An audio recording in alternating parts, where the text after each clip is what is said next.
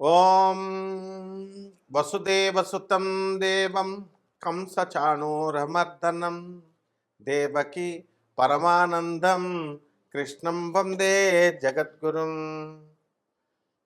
జగదేక వీరుడైనటువంటి అర్జునుడికి జగద్గురువైనటువంటి శ్రీకృష్ణ వారి పాదపద్మాలకు నమస్కారం చేస్తూ మనం ఈ రోజున శని శుక్రులు ఇద్దరూ కలిస్తే ఈ మీనరాశిలో 2025 సంవత్సరంలో ఏం జరుగుతుందో చూద్దాం. సాధారణంగా మనకి శుక్రుడు ఎవరో తెలుసా అండి? లూసిఫర్. బైబిల్లో చెప్పినటువంటి శపించబడినటువంటి దేవతలు అని కొంతమంది ఉంటారు. అలాగే హిందూ మత శాస్త్రంలో కూడా మనకి గ్రామ దేవతలు అని మనం చెప్పుకుంటాం కదా. వాళ్ళ గురించి కొంతమంది ఏమంటూ ఉంటారంటే, ఏమండి ఇప్పుడు నల్ల మైసమ్మ, ఎర్ర మైసమ్మ, తర్వాత ఈ యొక్క గండి మైసమ్మ, ఇలా చాలా పేర్లతో ఉన్నారు. కట్ట మైసమ్మ. మా పంతులు గారు ఒక ఆయన ఉండేవారు. అయ్యి బాబాయ్, ఏంటి ఈ గండి మైసమ్మ, ఈ కట్ట మైసమ్మ ప్రాణాలు తీసేస్తుంది, చెరువు గట్ల మీద ఒంటరిగా వెళితే ప్రాణాలు తీసేస్తుంది అని అనేవారు. అటువంటి పోలేరమ్మనే మన వీరబ్రహ్మేంద్ర స్వాముల వారు గురుదేవులు ఆయన చుట్టకు నిప్పపట్రా అంటే అక్కడ ఉన్నటువంటి ప్రజలందరూ చూస్తుండగా చుట్టకు పట్టుకొస్తుంది. దెబ్బతో దెమ్మ తిరిగిపోద్ది అక్కడ ఉన్నటువంటి జనానందరికీ. అంటే గ్రామ దేవతలను అలా అంటాం కదా. అలాగే మన బైబిల్లో కూడా వీటిలన్నిటిలో కూడా లూసిఫర్ అంటే ప్రభువు ఏం చేశాడంటే, దేవుడు ఏం చేశాడంటే, ఆయన ఒక సృష్టి చేశాడు. ప్రధాన చీఫ్ పిఏ లాగా లూసిఫర్ని. అరే నువ్వు వెళ్ళి పరిపాలిస్తున్నాడు. మరి ఆయన ఏమన్నాడు, వెళ్ళి నన్ను పొగడకుండా ప్రభువుని ఎందుకు పొగడడం, దేవుణ్ణి ఎందుకు పొగడడం అని చెప్పేసి ఆయన ఏం చేస్తాడు, ప్రభువుని పొగడకుండా ఆయన తనను తాను పొగుడుకుంటూ ఉంటాడనమాట. అతనే అప్పుడు ప్రభు కోపం వస్తుంది. తనను పొగడమని తన్నే దేవుడిగా డిక్లేర్ చేసుకుంటాడు ఈ లూసిఫర్. అప్పుడు ప్రభు శపించి, పో నువ్వు శపించబడినటువంటి దేవతలనే వాటిల్నే ఏమంటామంటే భోగలాలస దేవతలు అంటాం. యక్షులు, కిన్నర్లు, కింపురుషులు ఇలా ఉన్నారు కదా. అలాంటి కేటగిరీలో ఈ లూసిఫర్ అనేటటువంటి వాడు సాతాన్ అంటాం. మన హిందూ ధర్మశాస్త్రంలో కలిపురుషుడు అంటాం. అతనే శుక్రాచార్యుడు. అంటే శుక్రాచార్యుడు ఏం చేశాడంటే భోగలాలసత్వం, రాక్షసులకు గురువయ్యాడు. శుక్రాచార్యుడు తత్వంలో 2 రకాలు ఉంటాయండి. శుక్రుడుగా ఆయన రాక్షసులకు గురుత్వాన్ని వహించినప్పుడు ఆయన ఆచార్యుడిగా ఉంటాడు, ఒక ప్రొఫెసర్గా మంచి చెప్తాడు. అలాగే శపించబడినప్పుడు అతను సాక్షాత్తు శ్రీ మహావిష్ణువు తన తల్లిని చంపాడు అనేటటువంటి అక్కస్సుతో శ్రీ మహావిష్ణువు మీద ద్వేషంతో భక్తి మార్గంలో ఉన్నటువంటి వాళ్ళందరినీ కూడా భోగలాలసత్వం వైపు లాగేస్తాడు. ఇల్లు విప్పిస్తాడు, మందు కొట్టిస్తాడు, ఇక రకరకాల పిల్లలు, ఇల్లు, గృహాలు, ఇలా రకరకాలుగా మనల్ని ఈ భూమి మీదే ఉండేటటువంటి సంపదలనిచ్చి ఇక్కడిక్కడే భ్రమింపజేస్తూ ఇక్కడే ఉంచేస్తాడు. ఆ శుక్ర మాయ నుంచి తప్పించుకున్నటువంటి వాడు రాధమ్మ తల్లే ఆయన మాయలో పడిపోతే సాక్షాత్తు శ్రీకృష్ణ పరమాత్మ రక్షిస్తాడు. ఆ రాధమ్మ తల్లి జాగృతమైన మరుక్షణం శుక్రాచార్యుడి యొక్క మాయను విచ్ఛిన్నం చేసింది. అంత పవర్ఫుల్ శుక్రాచార్యుడు. మరి ఇక శని ఎవరో తెలుసా అండి? అటానమస్ ప్లానెట్, స్వయం ప్రతిపత్తి కలిగినటువంటి ఒక అటానమస్ యూనివర్సిటీ లాంటిది. ఆయన బ్రహ్మ విష్ణు మహేశ్వరుల్నే ఎదిరించి పారేస్తాడు.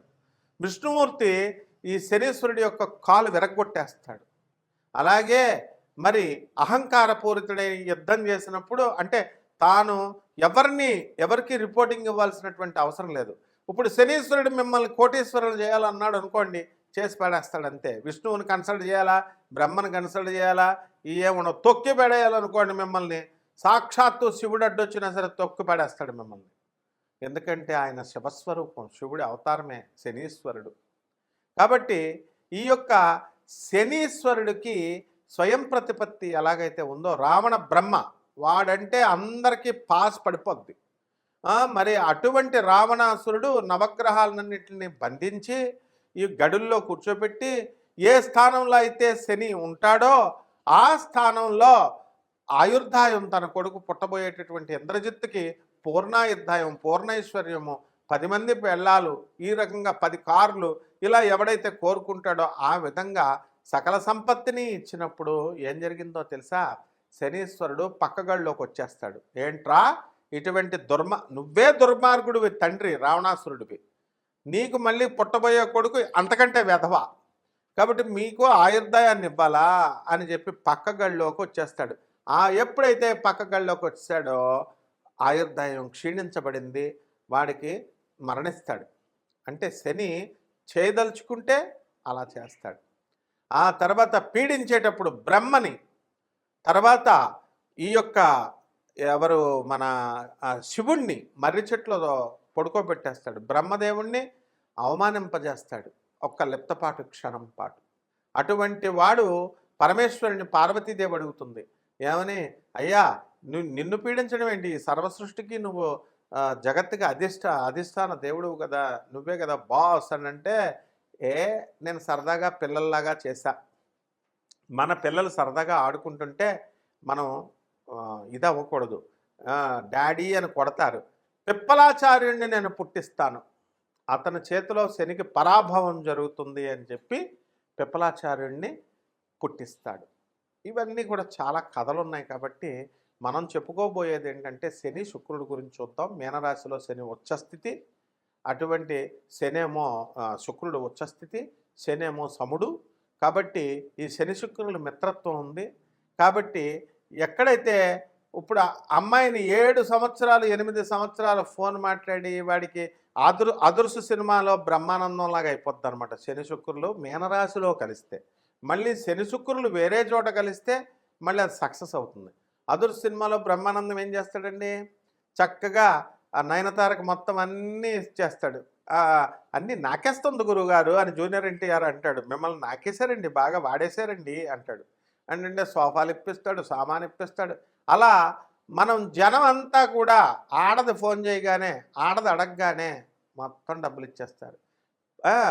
మొత్తం మగవాడు పాపం ఎంత దుర్భర పరిస్థితిలో ఉన్న ₹1 ఇవ్వడానికి బాధపడతారు. అది ఈ శని శుక్రుల యొక్క కలయిక మీనరాశిలో. అంటే ఏంటంటే మిమ్మల్ని అందరినీ లవర్స్ వదిలేస్తారు, అందులో డౌట్ లేదు. తర్వాత ఎన్నో సంవత్సరాలుగా మేము ఇన్వెస్ట్మెంట్లు పెట్టామండి లవర్ మీద, మేము ఎన్నో కష్టాలు పడి మేము 7 సంవత్సరాలు 8 సంవత్సరాలు మాట్లాడేమంటారు, మీరు మోసగింపబడతారు మీ ప్రేమికుల చేతిలో. ఇది శని శుక్రుల కలయిక. ఇక 12 రాశుల మీద ఈ శని శుక్రులు ఎలాంటి ఫలితాలు ఇస్తుందో మనం చూద్దాం ఈ వీడియోలో.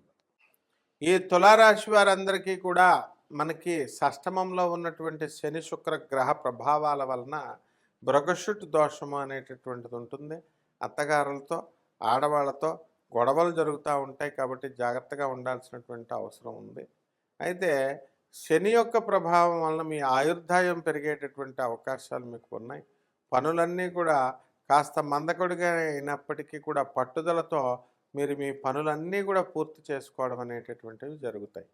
మరి మే 29వ తేదీ వరకు కూడా మరి ఈ యొక్క కేతుగ్రహము అనేటటువంటిది కొన్ని పంచాంగాల్లో మే 18 అని ఉంది.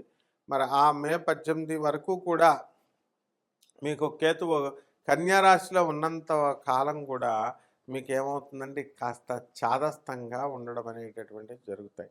ఆ తర్వాత మే 18 తర్వాత లాభంలో ఉన్నటువంటి కేతుగ్రహ ప్రభావం వలన విదేశాలకు సంబంధించినటువంటి పనులన్నీ కూడా చకాచకా మీకు పూర్తవుతాయి. ఎక్స్పోర్ట్స్ ఇంపోర్ట్స్ బిజినెస్లన్నీ కూడా మీరు బ్రహ్మాండంగా పూర్తి చేయడం అనేటటువంటివి జరుగుతాయి. కాబట్టి మీకు ఈ యొక్క విద్యార్థులు మరి ఫారెన్ వెళ్ళి చదువుకోవాలండి అని అనుకునేటటువంటి వాళ్ళంతా కూడా మీకు ఫారెన్ వెళ్ళి అవకాశాలు మీకు వస్తాయి. రాజ్యస్థానంలో కుజుడు మరి మీకు నేచపట్టి ఉన్నాడు. దానివల్ల మీకు వృత్తిలో కాస్త చిన్న చిన్న ప్రాబ్లమ్స్ రావడానికి అవకాశాలు ఉంటాయి, కానీ మీకు జాబ్ ఇన్సెక్యూరిటీ ఏమీ లేదు. మీ ఉద్యోగం ఎక్కడికి కూడా పోదు, భద్రంగా ఉంటుంది. కాకపోతే ఈ యొక్క తులారాశి వారికి కొంతమందికి కుక్కలు కరవడానికి అవకాశాలున్నాయి, యాక్సిడెంట్లు అవ్వడానికి అవకాశాలున్నాయి. కాబట్టి నీచపట్టినటువంటి కుజగ్రహ ప్రభావం నుంచి మీరు తప్పించుకోవాలి. అదేవిధంగా ఈ యొక్క తులారాశి వారికి మరి ఫ్యామిలీ సంబంధించినటువంటి ఈ యొక్క వ్యవహారాల్లో ఎక్కువ కాన్సన్ట్రేషన్ చూపిస్తారు. పబ్బులు, రెస్టారెంట్లు అంటూ మీరు విందు వినోద కార్యక్రమాలతో అసలే మే నెల, ఇప్పుడు సెలవులు, పిల్లలతో ఫ్యామిలీలతో బంధువుల ఇళ్ళకి వెళ్ళి ఎంజాయ్మెంట్ చేయడం అనేటటువంటిది జరుగుతుంది. కాబట్టి ఈ అప్పుల బాధల్లో ఉన్నటువంటి వాళ్ళ అప్పుల గురించి మర్చిపోతారు. కొత్తగా అప్పులు చేసి చక్కగా మే 14 వరకు మీరు ఊరులు తిరుగుతారు. మే 14 తర్వాత మీకు భాగ్యస్థానంలోకి వచ్చినటువంటి గురుగ్రహ ప్రభావం వలన మీరు అప్పులన్నీ కూడా తీర్చేయగలుగుతారు. అదృష్టం కలిసి వస్తుంది.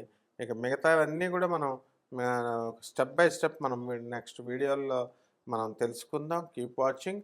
మరి పరిహారాల దగ్గరికి వచ్చేసరికి ఏం చేయాలండి, మనం గురుగ్రహం బాగుండలేదు, మే 14 వరకు గురు జపం చేసుకోవాలా, గురు స్తోత్రాలు చదువుకోవాలా, గురువుకి కిలోంపావు శనగల్ని పసుపు రంగు వస్త్రాన్ని ఇచ్చి పేద బ్రాహ్మణులకి మనము గురువారం నాడు దానం చేసుకోవాలా.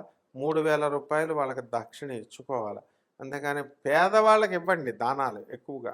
కపట బ్రాహ్మణ, కపట జ్యోతిష్కుల, కపట మంత్రగాళ్ళకి అస్సలు ఇవ్వకూడదు అనమాట. మరి లక్షల రూపాయలు పెట్టి మేము హోమాలు చేయించుకుంటామండి, ఇలాంటివి మాకేం ఫలితం లేదంటే మీరు ఇచ్చింది, మీరు చేయించుకున్నది వెధవల దగ్గర చేయించుకున్నారు. మీరు చేయించుకున్న వాళ్ళు కూడా నెంబర్ 1 వెధవలు అనమాట. ఏం చదువుకోలేదా మీకు? కామన్ సెన్స్ లేదా? పేదవాడెవడు, మంచోడెవడు, లేకపోతే చదువుకున్న పండితుడెవడు, చదువుకున్నాడు ఎవడు తెలియదా మీకు? కాబట్టి జాగ్రత్తగా ట్రేస్ అవుట్ చేసుకోవాలి. సాంప్రదాయబద్ధంగా తాతల హయాం నుంచి కమర్షియల్గా కాకుండా నాన్ కమర్షియల్గా ఉన్నటువంటి గురువుల చేత, పండితుల చేత, పంతుల చేత చక్కగా వాళ్ళకి దానం ఇచ్చుకుంటే వాడు ఆశీర్వదిస్తాడు, వాడు పెళ్ళం పిల్లలు ఆశీర్వదిస్తారు. వాళ్ళు బలిసిన వాళ్ళకి లక్షల లక్షల రూపాయలు మాకు కావాలనేటటువంటి వాళ్ళని మీరు ప్రోత్సహించినట్లయితే మీరు వాళ్ళు కూడా రౌరవాద నరకాలకు వెళ్ళిపోతారు దానం ఇచ్చినా సరే. అలాగే చక్కగా ఈ యొక్క మేడి చెట్టుని చూసుకోండి. మేడి చెట్టు చుట్టూ 108 ప్రదక్షిణాలు చేసుకోండి. చక్కగా బకెట్ నీళ్లు పోసుకోండి. 108 ప్రదక్షిణాలు గురువారం నాడు చేసుకోండి. ఈ విధంగా డైలీ మిగతా రోజుల్లో ఏదో ఒక నియమం పెట్టుకొని 5 సార్లు, 11 సార్లు, 21 సార్లు మీరు అలా చేసుకుంటూ ఉండండి. అప్పుడు బ్రహ్మాండంగా మీ యొక్క అదృష్టం అనేటటువంటిది కలిసి వస్తుంది. శుభమస్తు.